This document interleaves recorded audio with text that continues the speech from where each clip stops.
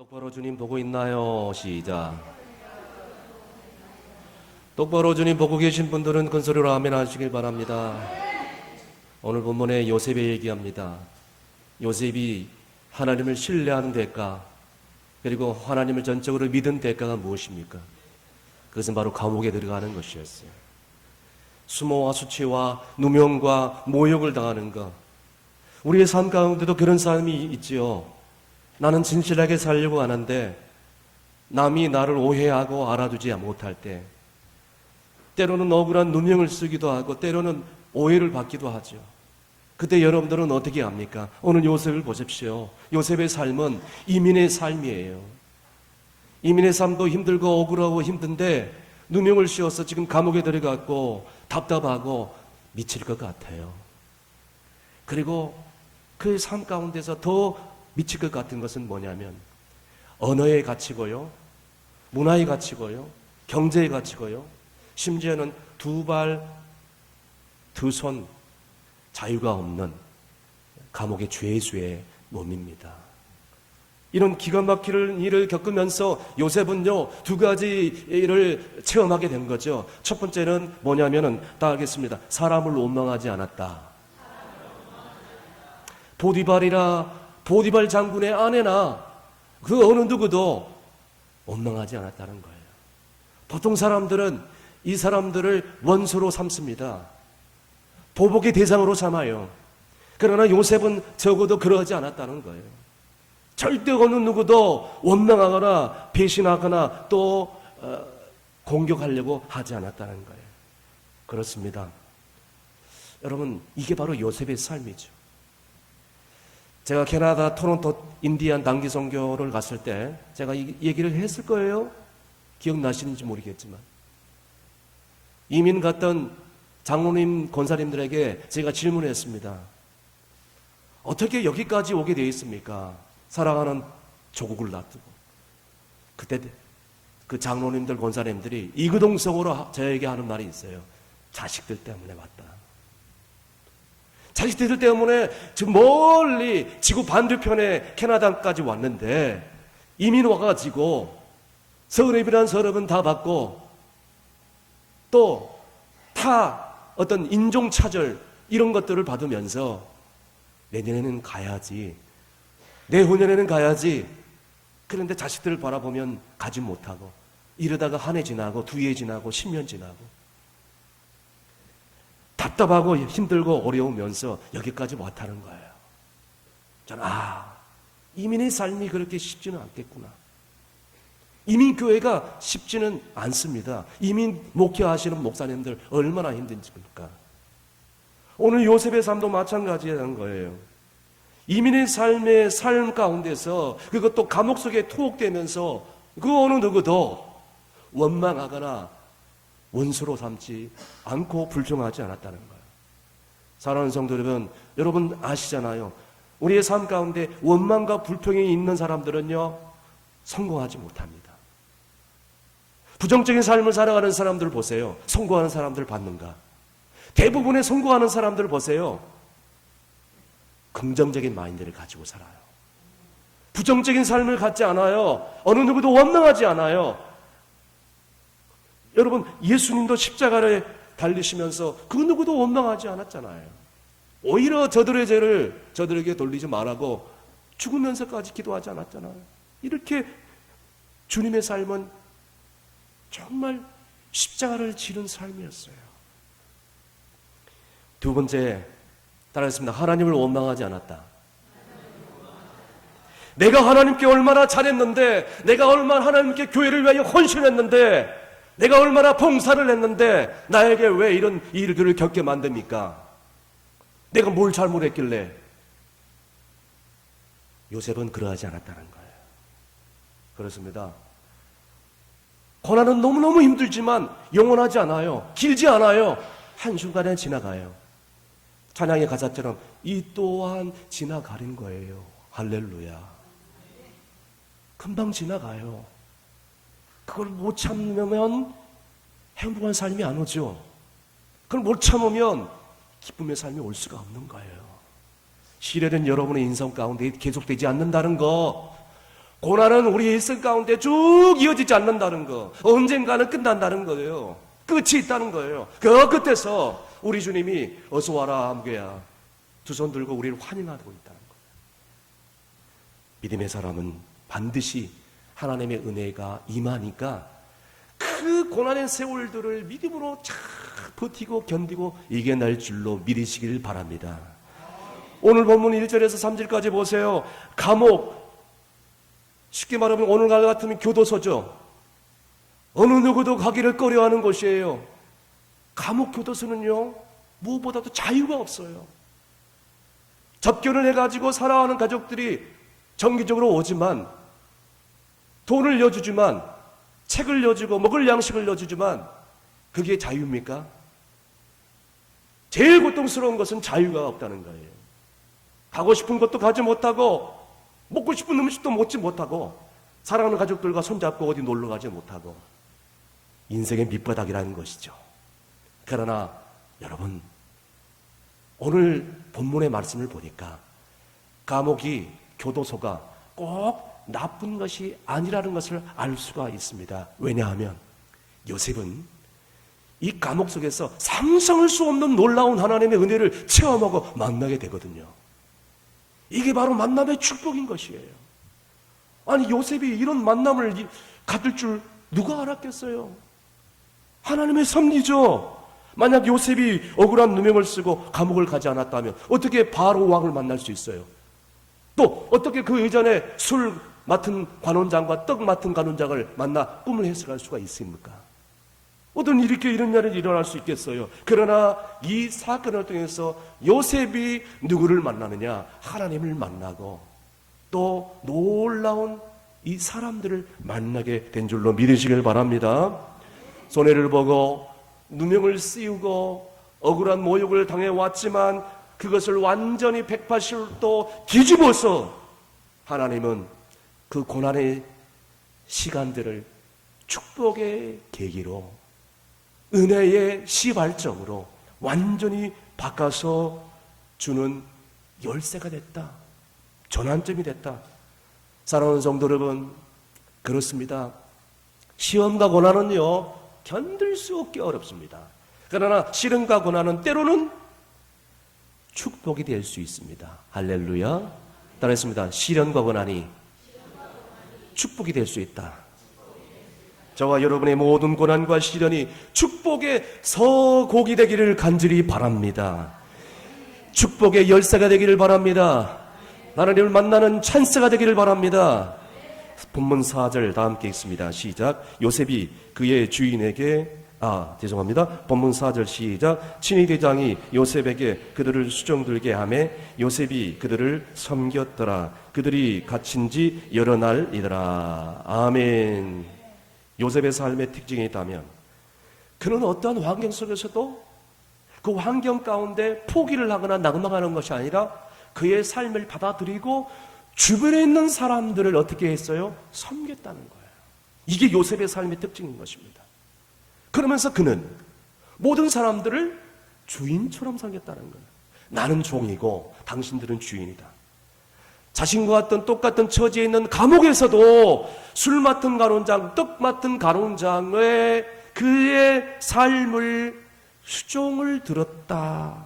그리고 수종을 들었을 뿐만 아니라 뭐 했다? 그들을 섬겼다라고 나와 있습니다. 그렇습니다. 요셉은요, 섬김의 삶이었어요. 요셉은요, 섬김의 사람이었다는 것입니다. 여러분, 보세요. 인간에게 있어서 가장 슬프게 만드는 게 뭔지 아십니까? 다시 쉽게 말씀드려서 정말 저 인생은 정말 슬픈 인생이야, 비참한 인생이야 라고 할 때 그 인생이 어떤 인생인지 아십니까? 저는 그렇게 생각합니다. 가장 슬픈 인생, 비참한 인생이 뭐냐? 삶의 목적이 없이 계속 반복되는 삶을 살아가는 것. 나를 향한 하나님의 뜻이 뭔지도 모르고 그냥 매번 그냥 똑같은 것 반복하면서 살아가는 것. 나의 삶의 목적이 없죠. 내가 왜 살아야 되는지 이유도 몰라요. 내가 왜 일을 해야 되는지 알지도 못해요. 내가 왜 돈을 벌어야 되는지도 알지도 못해요. 그저 그냥 하루에 눈 떴기 때문에 가고 일 나가고 해 져고 집에 돌아오고 밥 먹고 또 아침에 일어나 나가고 삶의 목적이 없죠. 비전이 없어요. 꿈이 없어요. 동기가 없어요. 그러니까 얼굴에 기쁨이 없는 거예요. 찬송을 불러도 기쁨이 없어요. 억지로 부르는 거예요. 오늘 본문에 나와 있는 요셉을 보십시오. 요셉의 삶은 그런 삶이 아니었어요. 여러분 보세요. 영국 속담에 이런 속담이 있다고 합니다. 하루 동안 행복을 하려면 이발을 하라. 이비용실에 가서 머리를 해라. 일주일간을 행복하려면 집을 사라. 죄송합니다. 이거는 한 달이지. 일주일간 행복하려면 여행을 해라. 2주일간 패키지 여행 다녀오면 정말 신나고 즐겁습니다. 그런데 그거 끝나고 돌아와서 문제겠죠. 한 달을 행복하려면 집을 사라라는 그런 말이 있습니다. 1년을 행복하려면 사랑하는 사람과 결혼을 해라. 여기서 문제 내겠습니다. 평생, 나의 일평생을 즐겁게 살려면 어떻게 해야 되는지. 서영아 집사님 그러면 뭐라 그랬어요? 뭐라고 좀 크게. 주님을 만나는 삶을 살아야 일평생 행복해야 된다. 정말 대단한 믿음입니다. 여러분 동의하십니까? 대단하십니다. 틀린 얘기는 아닌데 영국 속담에 의하면 평생을 행복하게 살려면 제가 오전에도 말씀드렸습니다. 섬김의 삶을 살아라는 거예요. 제가 만들어낸 얘기가 아니에요. 영국 속담에 나와 있는 거예요. 따라했습니다. 일평생 행복하게 살려면 이웃을 섬기라. 아멘. 사람은요, 자기가 어려울 때 다른 사람 섬기지 못합니다. 보세요. 내가 여유가 있어야 다른 사람을 섬길 거 아니에요. 그죠? 맞습니까? 내가 여유가 없는데 누구를 봉사하고 누구를 섬기고 누구에게 가서 복음을 전하게 했어요. 그래서 핑계를 대죠. 나는 여유가 없다는 거예요. 나는 그럴 만한 마음이 여유가 없다는 거예요. 그런데요, 여러분 보세요. 자신이 굶으면서 굶고 있는 사람 도와줄 수 없습니다. 그런데 중요한 것은 참된 섬기면 바로 이거예요. 나는 정말 여유가 없는데, 나는 섬길 만한 그런 환경이 되지 않은데, 나는 저 사람을 도울 수 있는 여건이 안 되는데 섬김의 삶을 사는 거예요. 왜? 참된 섬김은 자신이 남을 도울 수 있기 때문에 돕는 것이 아니기 때문에. 이해가 되십니까? 이게 되세요? 따라했습니다. 참된 섬김은 내가 여유가 없어도 섬긴 것이 참된 섬김이다. 아멘. 나의 감정과 상관없이, 나의 기분과 상관없이, 내가 하고 안 하고 여유가 상관없이 섬기는 것이 진짜 그 사람을 섬기는 것이고 축복하는 것인 줄로 믿으시길 바랍니다. 나는 여러분들 그래서 섬김 삶을 살기를 바랍니다. 그래야 가정이 변화되어지고 여러분이 복을 받고 여러분 자손들이 복을 받고 교회는 날로 날로 번성하고 왕성케 되어지는 은혜가 있게 될 줄로 믿으시길 바랍니다. 오늘 본문 5절에서 8절까지 보세요. 여기서 중요한 것 또 하나 발견하게 되는 것이죠. 5절에서 8절까지 읽습니다. 시작. 옥에 갇힌 애굽왕의 술 맡은 자와 떡 굽는 자 두 사람이 하룻밤에 꿈을 꾸니 각기 그 내용이 다르더라. 아침에 요셉이 들어가 보니 그들에게 근심의 빛이 있는지라. 요셉이 그 주인의 집에 자기와 함께 갇힌 바로의 신하들에게 묻되 어찌하여 오늘 당신들의 얼굴에 근심인 빛이 있나이까? 그들이 그에게 이르되 우리가 꿈을 꾸었으나 이를 해석할 자가 없도다. 요셉이 그들에게 이르되 해석은 하나님께 있지 아니하니까 청하건대 내게 이르소서. 아멘. 요셉은 근심하는 자의 얼굴, 그 낯빛이 감옥 속에 있으면서도 자기는 지금 죄수자로 지금 투역 중에 있으면서도 그럼에도 불구하고 어떻게 했다고요? 그 사람들이 보이는 거예요. 그 사람들의 얼굴빛이 보여요. 근심하는 얼굴이 보여요. 탄식하는 얼굴이 보여요. 그들이 끙끙대는 소리가 들리는 거예요. 우리는 수많은 사람들을 만나지만 그들의 마음속에 저들의 근심과 저들의 슬픔을 내가 영의 눈을 떠서 바라보고 있는가? 꿰뚫어서 그들을 바라보고 있는가 스스로 한번 질문을 해볼 수 있어야 됩니다. 오늘 본문에 나와 있는 요셉은 감옥 속에 들어와서 죄수자의 몸이지만 그것도 억울하게 누명씌어서 왔지만 이런 사람들을 도와볼 수 없는 상황 가운데도 오히려 주변에 있는 사람들에게 관심을 보여주는 거예요. 그 주변 사람들이 눈에 들어오는 거예요. 누가 들어왔어요? 바로의 술관원장. 또 한 사람 누가 들어왔어요? 바로의 떡관원장의 눈에 쑥 들어가요. 얼굴에 기쁨이 있어요? 없어요? 없어요. 오직 뭐가 있어요? 근심에 탁 쌓였다. 웃지도 않아요. 유머도 하지 않아요. 말도 건네지 않아요. 근심 있는 사람들이 말 걷는 거 봤어요? 그 감옥 속에 함께 투옥되어 있는데 완전히 살아놓은 판이에요. 분위기도 좋지 않아요. 사랑하는 성도 여러분, 그런데요, 그를 먼저 보고 찾아가서 그들에게 말을 건네고요, 왜 근심이 있는가 물어보고요, 그리고 그 이유를 찾아내고요, 문제 해결까지 해주는 거예요. 누가? 요셉이요. 옆에서 누군가 그 광경을 보고 있다면 요셉을 향하여 당신 미쳤나? 당신도 지금 힘들어 죽겠는데 누구를 돌봐? 당신도 여유가 없는 사람인데 누구를 상담해 준다고? 누구를 위로한다고? 당신 제정신이야 라고 얘기할 수 있겠지만 요셉은 그런 거 개의치 않았어요. 오직 요셉의 마음은 안타까운 것은 뭐냐? 저들의 얼굴이 근심에 쌓였다는 거예요. 저들의 얼굴이 기쁨이 없다는 거예요. 그게 보인다 안 보인다? 누구한테? 요셉한테 보인다는 거예요. 나는 여러분들이 영의 눈을 떠서 이 주변에 있는 수많은 이웃들과 불신가족들의 근심에 쌓여있는 얼굴이 보일 수 있기를 간절히 바랍니다. 보여야 돼요. 보여야 돼. 보이지 않으면 전도도 할 수 없는 거예요. 답답하고 감옥에 갇혀있는 그 고통스러운 이민의 삶 가운데서도 다른 사람들을 돌보고 도와준다는 거 말같이 쉽지 않습니다. 근데 오늘 본문을 보십시오. 요셉은 그를 했다는 거예요. 정말 그리스도의 삶을 살아간다면, 그리스도의 사랑이 내 안에 있다면 주변 사람들이 오늘도 왜 고통 가운데 있는가? 왜 근심 가운데 있는가? 내 불신가족들이 웃지만은 왜 고민하고 왜 우울증에 걸리는가? 그게 눈에 들어올 수 있어야 돼요. 여러분의 삶 가운데서 그들을 바라볼 수 있는 영안이 열리기를 간절히 바랍니다. 노년 말년에 예수를 믿고 신실한 기독교에 대한 노인이 한 명 있었습니다. 이 할머니에게는 손녀딸이 있었는데 함께 손녀딸의 손녀를 잡고 길거리를 걷고 있었어요. 그때 거지가 그 할머니와 그 손녀에게 다가와서 한 번 줍시오, 도와주세요. 머리를 숙이면서 손만 내미는 거예요. 깡토막 내미는 거죠. 그때 그 할머니는요, 아무 말 없이 거지의 손에 자기 지폐를 꺼내가지고 탁 접어줍니다.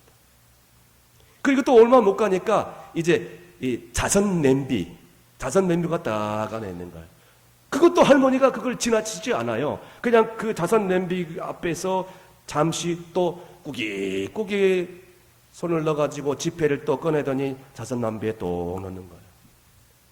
할머니의 이 행동을 유심하게 쳐다보는 이 손녀딸이 그 할머니에게 이렇게 질문했답니다. 할머니, 예수를 믿고 교회에 나간 다음에 할머니의 삶 가운데서 잃어버린 것이 무척 많으시죠? 그때 그 할머니가 손녀딸에게 빙그레 웃으면서 이렇게 대답을 했더랍니다. 말도 마라. 꽤 많지. 꽤 많은 걸 잃어버렸지. 내 조급한 성격도 잃어버렸지. 남을 헛듣는 버릇도 없어졌지. 남을 비판하는 습관도 없어졌지. 의미 없이 노인들하고 그냥 이거 하는 것도 버릇도 없어졌지. 사고 모임에 가가지고 헛되게 시간 낭비하는 것도 없어졌지. 그것뿐인지 아냐? 욕심 많고 탐욕스러운 그런 이기적인 마음도 다 사라졌으니 네 말이 맞다. 참 많은 것을 내가 예수 믿고 다 잊어버렸다. 손녀딸이 그 할머니의 대답 앞에서 너무 감동을 받은 거예요. 사랑하는 성도 여러분, 동일하게 질문합니다. 여러분들은 예수 믿고 뭘 잃어버렸나요? 교회를 다닌 다음에 뭘 손해를 봤어요? 여러분 기억하십시오. 생명의 신 예수 그리스도가 내 마음 가운데 팍 와닿지 않으면 나는 그것을 움켜쥐고 가는 거예요. 끝까지 그것을 움켜쥐고 가는 거예요. 버리지 않아요. 손해보지 않습니다. 그러나 생명의 신 그리스도 예수께서 내게 오시면 그보다 더 못한 것들도 다 자연스럽게 하나 둘씩 흘러보내요. 보냅니다. 그것도 웃으면서 보내요.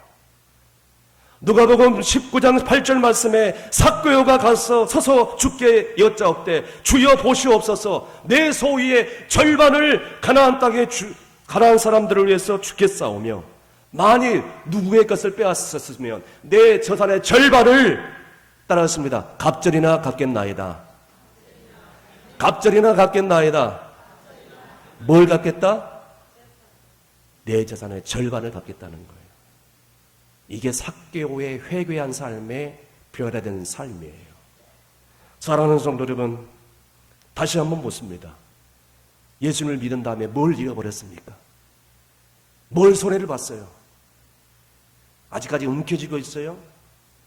남을 헐뜯는 버릇, 남을 비난하는 습관들, 그것도 교회 안에서, 그것도 성도들이 있는 안에서 아직까지도 움켜쥐고 나누지 못한 그 탐욕, 욕심, 오늘 그렇게 살아간다면 오늘 이 삭개오의 고백을 기억하시길 바랍니다. 아니, 오늘 이 나이든 노인 할머니의 고백을 기억하십시오. 내가 예수를 믿고 난 다음에 잃어버린 것들이 참 많지. 성격, 모난 성격, 남을 헐뜯는 성격, 비판하는 습관, 그리고 이기적인 마음, 세상 친구들과 함께 놀면서 헛되게 시간 낭비하는 거 다 잊어버렸지. 그래, 네 말이 맞다. 사랑하는 성도 여러분, 오늘 이 요셉을 삶을 보십시오. 요셉은요, 오늘 이 근심 가운데 있는 사람들이 눈에 보이기 시작하니까 그들을 어떻게 하면 섬길까 전전긍긍하는 것입니다. 그래서 오늘 말씀에 보니까 뭐라고 나오냐면은, 오늘 말씀에도 나오지 않았지만 마태복음 6장 3절에 4절까지 이렇게 나와 있습니다. 너는 구제할 때 오른손이 하는 것을 왼손이 모르게 하고 내 구제함을 은밀하게 하라. 따라했습니다. 은밀한 중에 보시는 너희 아버지께서 갚아주시리라. 아멘. 오늘 요셉은요, 감옥 속에서 그렇게 은밀하게 이 사람들을 도왔다는 거예요. 그러므로 우리가 사람들을 섬길 때, 교회를 섬길 때 어떻게 섬겨야 되겠습니까? 찬송가 323장 3절 후렴 부분같이 이름 없이 빛도 없이 감사하며 섬기리라. 다시 한번 이름 없이 빛도 없이 감사하며 섬기리다. 서로 마주보면서 이름 없이 빛도 없이 감사하며 섬기리라. 앞뒤 좌우로 이름 없이 빛도 없이 감사하며 섬기리라. 아멘. 이게 섬김의 진짜 섬김이에요. 이름도 없이 빛도 없이 묵묵하게. 할렐루야. 오늘 본문 14절 15절 읽습니다. 시작. 당신이 잘 되시거든 나를 생각하고 내게 은혜를 베풀어서 내 사정을 바로에게 아뢰되 이 집에서 나를 건져 주소서. 나는 히브리 땅에서 끌려온 자요 여기서도 옥에 갇힌 일을 행하지 아니하였나이다. 아멘. 언제나 어디서나 신실하게 하나님을 따르고 순종하고 그리고 하나님만 바라봤던 요셉이지만 요셉도 인간이기 때문에 그 역시 우리와 조금도 다름없는 인간의 성정을 가진 사람임을 오늘 말씀을 통해서 알 수 있습니다. 왜냐? 요셉은 술 맡은 간원장이 곧 있으면 이제 바로의 신하로 다시 한번 복직할 것을 그것을 꿈을 통해서 알았기 때문에 그 꿈을 해석해 준 다음에 인간적으로 부탁하죠. 잘 되면 나를 좀 기억해 달라. 요셉도 인간이잖아요. 그러나 중요한 것은 이 관원장이 나간 다음에 오랜 동안 아무런 소식이 있다 없다 없더란 거예요. 오늘 본문 23절을 보세요. 23절 시작. 술을 맡은 관원장이 요셉을 기억하지 못하고 그를 잊었더라. 아멘. 요셉이 마지막 신랄같이 잡을 수 있는 희망, 그것마저도 시간이 흘러가니까 다 소용이 없더라. 수포로 돌아간 거예요. 아마 요셉은 적어도 실망했을 거예요. 아이고, 내가 괜히 헛수고하지 않았는가? 여러분, 이게 인간이죠. 지나가면 잊히는 게 인간이에요. 그 순간 손잡고 도와주겠다 하는데 시간 지나면 몰라. 내가 언제 그런 말을 했어? 어디 증서 있어? 이게 바로 인간이지만. 그러나 여러분 괜찮습니다. 여러분 걱정하지 마세요. 인간은 잊어도 사람은 다 까먹어도 누가 기억해요? 하나님이 기억합니다. 믿으신 분은 아멘 하시길 바랍니다. 그게 믿음이요. 그게 신앙인 거예요. 다 잊어버려도 괜찮아요. 누가 기억한다고요? 하나님이, 내 하나님이 기억하면 되는 거지. 내 하나님이 다 장부책에 기록하고 있는데 결국에는 하나님께서는 다른 사건을 만들어가지고 이 술 맡은 간홍자로 하여금 요셉을 불러가도록 놀랍게 역사해 주신 줄로 믿으시길 바랍니다. 누가 배후에 있어요? 하나님이 배후에 있다는 거예요. 요셉을 다시 회복시켜 주시는. 아니, 회복이 뭐예요? 회복 정도가 아니지. 회복은 그냥 바로의 이인자로 하나님께서 탁 자리를 세울 수 있는, 비교할 수 없는 놀라운 복을 받게 해주신 줄로 믿으시길 바랍니다. 말씀의 결론을 내립니다. 사람을 잊을지라도, 그 약속을 까마득게 잊을지라도, 사람은 배신하고 떠날지라도, 도와주겠다 하면서도 등 돌아서면 그것을 언제든지 잊어버렸을지라도 누구는 나를 기억합니까? 하나님은 나를 기억합니다. 사람은 포기해도 하나님은 나를 포기하지 않는다. 이게 믿음이고 신앙인 줄로 믿으시길 바랍니다. 여러분 또 하나 기회가 들선 하나님의 때가 있다는 거예요. 그래서 서둘지 말아야 된다는 것이죠. 그 때를 바라보면서 하나님의 방법, 하나님의 역사하심을 바라보면서 끊임없이 기도하고 순종하고 따라가는 것이 바로 신앙의 삶인 줄로 믿으시길 바랍니다. 오늘 사랑하는 성도 여러분, 시련을 겪고 고난을 겪고 아픔을 겪고 말 못할 문제를 가지고 있지 않습니까? 때로는 답답하죠. 아무에게도 누구한테도 얘기할 수 없는, 심지어도 교회 안에서도 말 못하는 이런 이야기들, 그 상처를 안고 살아갈 수밖에 없는 일들, 매일매일 정말 어둠의 잿빛과 같은 삶의 구름이 몰려올 때, 그런 일이 있잖아요. 살고 싶지도 않을 때, 삶의 의미가 없을 때. 여러분 그러나 실명하지 마십시오. 하나님은 여러분들을 친히 손으로 붙잡아 주셔서 요셉을 사용했던 것처럼 사용해 주는 줄로 믿으시길 바랍니다. 하나님께서는 여러분들을 축복의 통로로, 축복의 사람으로 반드시 사용할 것입니다. 그것을 믿으시길 바랍니다. 그것을 믿고 신앙생활을 하세요. 그래야 기쁨이 오고, 그래야 입에서 진정으로 기쁨의 찬송이 터져 나오고, 기도가 나오고, 봉사의 기쁨이 나오는 거예요. 그런 삶을 사시기를 주의 이름으로 축원합니다. 490장 하시기 전에 기도하겠습니다. 하나님 감사합니다. 요셉과 같이 참으로 힘들고 어려운 시간들을 보내면서도 오늘 요셉은 절대로 하나님을 원망하지 않고 자기를 이렇게 고통의 구렁텅이에 몰아넣은 형제들과 사람들을 절대로 원망하지 않았다는 것을 오늘 말씀을 통하여 깨달았습니다.